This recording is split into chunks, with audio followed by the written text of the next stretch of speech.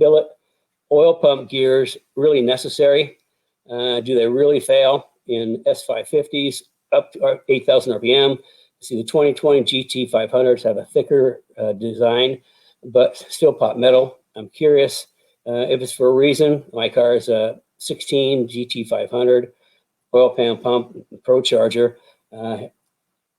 Listen, any time that you're doing a lot of modifications to a modular, to a Coyote motor, and especially if you have the front cover off, replace the oil pump with steel gears. I mean, it's just a super good insurance policy, because the oil pump, the pot iron. You said it, pot iron metal, or pot metal. They will break, especially high RPMs. So I mean, I strongly recommend it.